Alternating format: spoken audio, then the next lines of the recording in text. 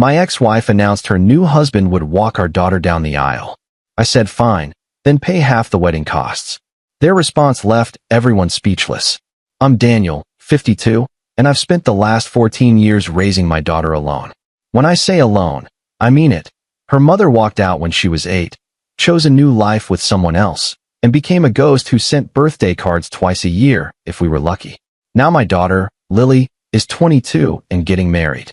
And suddenly her mother wants to play family. The backstory is simple and brutal.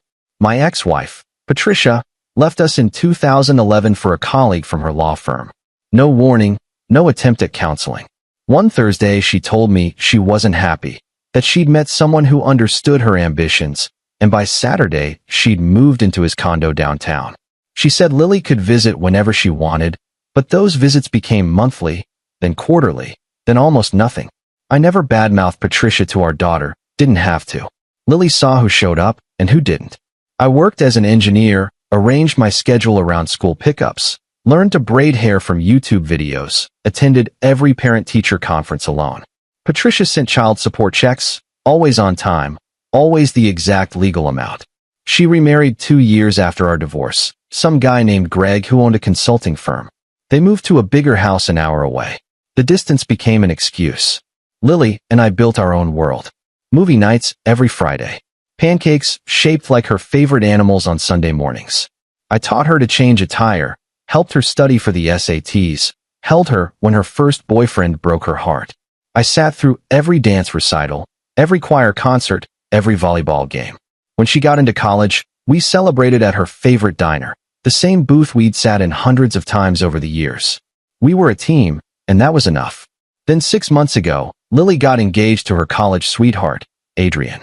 Good kid, respectful, has a solid job in IT. When they announced it at Sunday brunch, I cried, not sad tears, proud ones. My little girl was starting her own life, and I'd done my job. She was happy, confident, ready. That's all a parent can hope for. The wedding planning was joyful chaos. Lily wanted something elegant but not pretentious, maybe 120 guests, outdoor ceremony if weather permitted. We spent weekends visiting venues, tasting cakes, debating whether dusty rose or sage green matched her vision better. We set the budget at $35,000, and I told her I'd handle it. She protested, said she and Adrian could contribute, but I insisted. This was my gift to her, the one thing I could give that measured up to all the years we'd been through together. Patricia called Lily 2 weeks into planning, said she wanted to help, wanted to be involved. Lily was cautious but hopeful.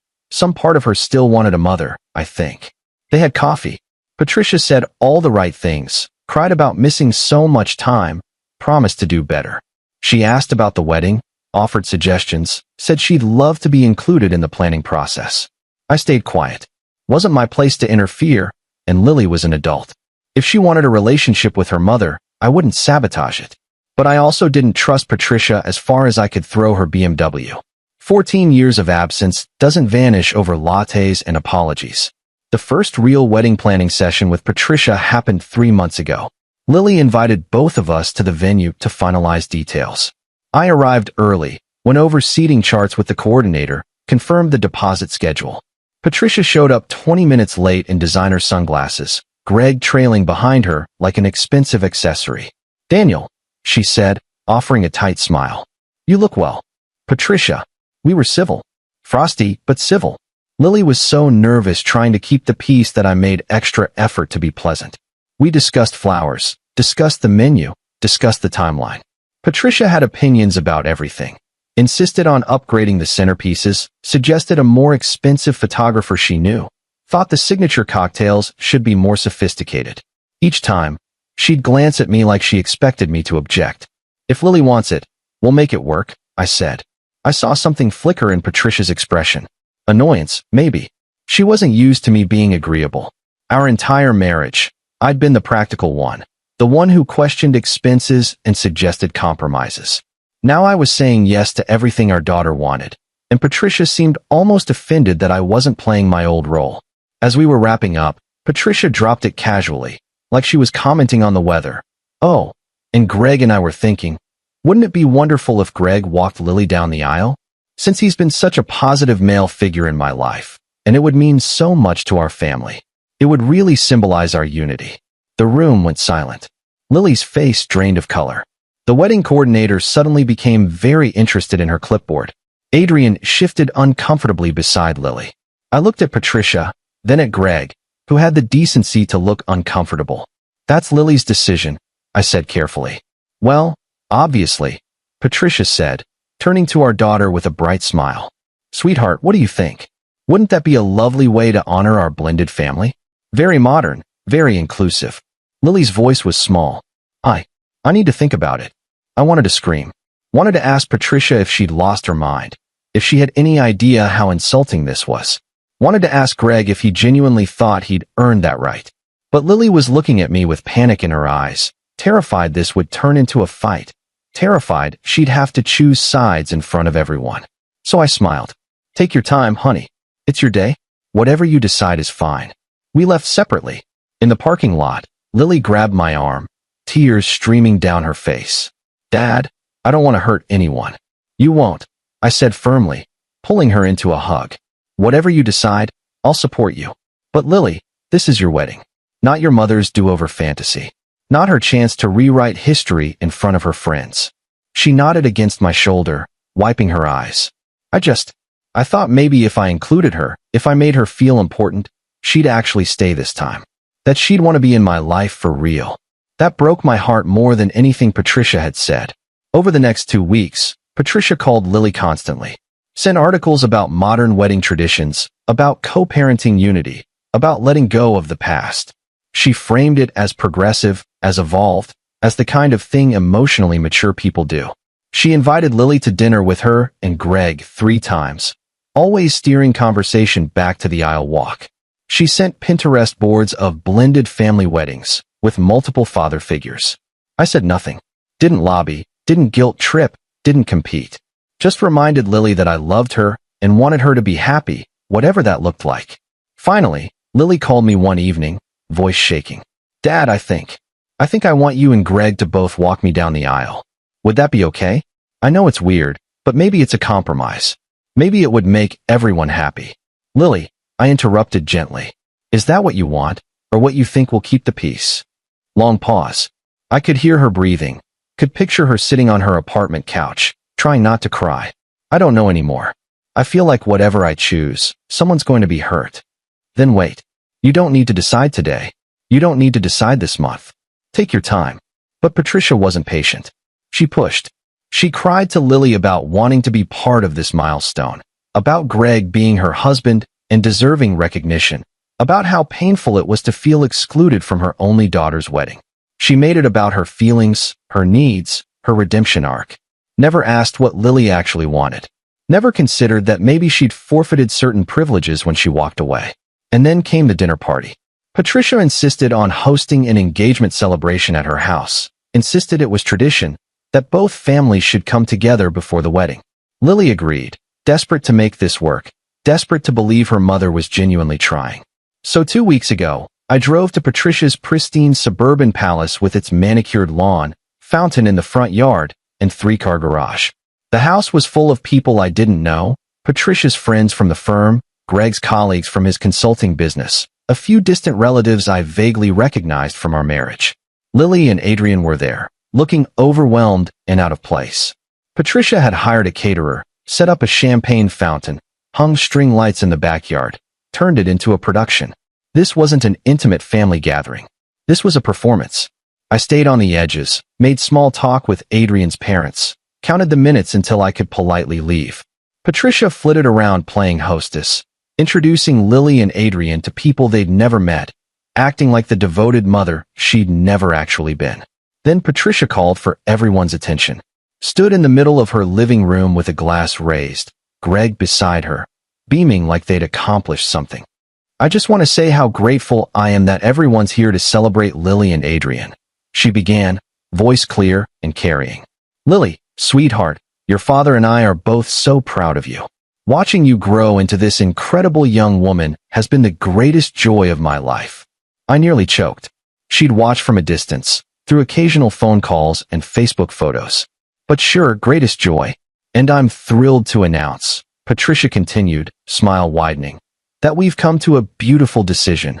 Greg is going to walk Lily down the aisle. We feel it's such a wonderful symbol of family unity, of moving forward together, of honoring all the people who love Lily. My blood turned to ice. Lily's face went white. She hadn't agreed to this. Patricia had just announced it like it was settled, in front of 50 people, putting Lily in an impossible position, making it so that if Lily objected, she'd look ungrateful and cruel in front of all these witnesses. I saw my daughter's hands trembling, saw her looking at me, eyes pleading, silently begging me to do something. I set down my drink and walked into the center of the room. Actually, Patricia, I said, voice calm and clear, if Greg's walking Lily down the aisle, then I assume you and Greg will be contributing half of the wedding expenses. The room went dead silent. Someone's champagne glass paused halfway to their lips. Patricia's smile froze. Excuse me. Well, you're making major decisions about the wedding, I said pleasantly, like we were discussing the weather. Claiming family roles, hosting parties, upgrading vendors, making announcements. That's what people do when they're paying for a wedding. So if Greg's taking my place in the ceremony, it seems fair that you cover half the costs. That's $17,500.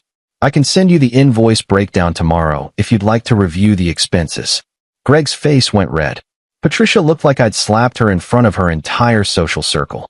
This isn't about money, she sputtered. No. I raised my eyebrows. Then what's it about? Because from where I'm standing, you disappeared for 14 years, sent the legal minimum in child support, missed birthdays and school plays, and every hard moment we went through. I don't recall you contributing to Lily's braces, or her college application fees, or the car I helped her buy.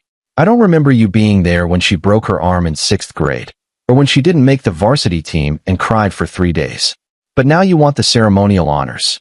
Daniel, you're being cruel and vindictive. I'm being honest. My voice stayed level, but I felt 14 years of restrained anger in every word. You want Greg to walk Lily down the aisle? Fine. You want to play happy family in front of your friends? Great. But if you're making the decisions, you're paying the bills. That's how it works. You don't get the privileges without the responsibilities. Patricia turned to Lily, voice breaking dramatically. Sweetheart, tell him this is about love, not money. Mom. Lily's voice was quiet but firm. She stood up, Adrian's hand in hers, and I saw something in her expression I'd never seen before, resolve. I never agreed to this. You never asked me. You just announced it. In front of all these people, so I couldn't say no without looking like a terrible daughter. But I thought. You thought you could decide for me, Lily said, tears spilling over. Like you decided to leave. Like you decided to stop visiting. Like you decided when it was convenient to be my mother again. You've been back in my life for 6 months, Mom. 6 months out of 14 years.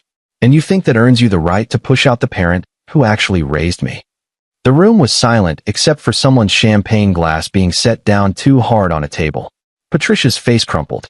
I'm trying to make things right. I'm trying to be here now. Then try by being here. Not by taking.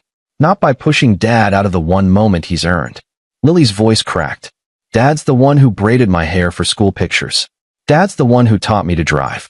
Dad's the one who sat up with me when I had panic attacks before finals. Dad stayed. And Dad's walking me down the aisle. Just Dad. I saw Greg whisper something to Patricia, saw her shake her head furiously, mascara starting to run. Then Greg cleared his throat, trying to salvage the situation. We're not paying for half the wedding, he said flatly, businessman tone back in place. That's absurd. Patricia's already been financially responsible with child support for years. Child support isn't a gift, Greg, I said. It's a legal obligation. And it ended 6 years ago when Lily turned 18. Since then, nothing. Not for college, not for her apartment, not for anything. So no, you don't get to call that being financially responsible and then demand ceremonial privileges like you've been here all along. Patricia was crying now, mascara running, her perfect hostess facade completely shattered. You're being vindictive, you're punishing me. I'm being a father. Finally, I looked around the room at all these strangers Patricia had assembled as props in her redemption narrative. I stayed quiet for 14 years because I didn't want to put Lily in the middle. But you just did exactly that, Patricia. You put her on the spot in front of 50 people. So no, I'm not being vindictive. I'm just done pretending that showing up after missing everything means you get everything. Lily took my hand, squeezed it hard. We walked out together, Adrian following close behind, and I heard the murmur of shocked conversation erupting as the door closed. The fallout was immediate and brutal. Patricia called Lily 17 times that night, leaving voicemails that ranged from tearfully apologetic to accusatory. She sent a long email at 2 a.m. about how I was alienating Lily from her, how I was being manipulative and controlling, how she'd always known I'd turn their daughter against her. Every message made it about her pain, her victimhood, her suffering. Lily blocked her number for 3 days. When they finally spoke again, Patricia tried a different approach, said she'd been overwhelmed, that Greg had pushed the idea harder than she'd wanted, that she just wanted to be included in her daughter's special day. She didn't apologize for the ambush, didn't acknowledge the manipulation, but she did back off the aisle walk. She also didn't offer to pay for anything. Greg sent me a terse email calling me classless and saying I'd embarrassed Patricia in her own home. I deleted it without responding. Some things don't deserve the energy. Some of Patricia's friends reached out to Lily on social media, saying I'd humiliated her mother, that I was being petty and cruel, that family should forgive and move forward. Lily blocked them too. She was learning, finally, that you don't owe access to people who only show up on their own terms. The wedding happened 3 weeks ago. Beautiful October day, golden light filtering through trees at the outdoor venue Lily had fallen in love with months earlier. The weather was perfect, mid-60s, light breeze, not a cloud in the sky. Lily wore her grandmother's pearls and looked radiant, more beautiful than I'd ever seen her. Adrian cried when he saw her walking toward him, and I walked my daughter down the aisle. Just me, my hand on her arm, her hand clutching a bouquet of white roses and eucalyptus, both of us trying not to cry. Every step felt like a lifetime of moments compressed into seconds. I thought about the day she was born, about teaching her to ride a bike, about dropping her off at college, about every morning and every night and every ordinary day in between. I kissed her forehead before placing her hand in Adrian's, whispered, "I'm so proud of you. So incredibly proud." She whispered back, tears streaming down her face, "Thank you for staying. Thank you for everything." Patricia attended. Sat in the third row, not the second. Lily's decision, that boundary. She wore black, which felt deliberately mournful, like she was attending a funeral instead of a wedding. She cried during the ceremony, left before the reception ended. I heard later through mutual acquaintances that she told people I'd poisoned Lily against her, that she was the victim of parental alienation, that I'd spent years sabotaging their relationship. I heard, and I didn't care.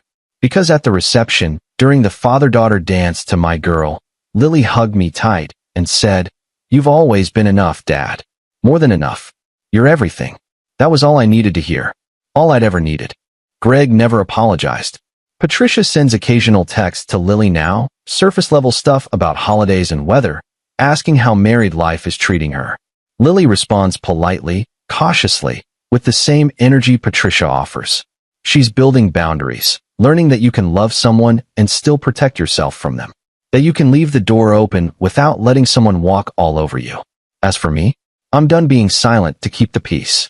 I spent 14 years biting my tongue, making space for a mother who was barely there, trying to protect Lily from the reality of her mother's choices. But that night at Patricia's house, standing in that living room full of strangers, I realized something. Sometimes love isn't quiet. Sometimes it's standing up. Sometimes it's saying, "No, not this time. Not like this." You don't get to walk back into someone's life, demand the honors, and skip the work. You don't get the title without earning the role. And you definitely don't get to walk my daughter down the aisle after I carried her through everything else. Lily calls me twice a week now. Sometimes just to chat about nothing. Sometimes to ask advice about marriage or work or life. Last Sunday, she came over for pancakes, brought Adrian, and we sat in that same kitchen where I'd raised her, laughing about old memories. She's building her own life, her own family. And I'm exactly where I've always been. Right there when she needs me, cheering her on from the sidelines, proud of the woman she's become. That's what being a parent actually means. Not grand gestures or public performances. Just showing up. Day after day, year after year. Being there.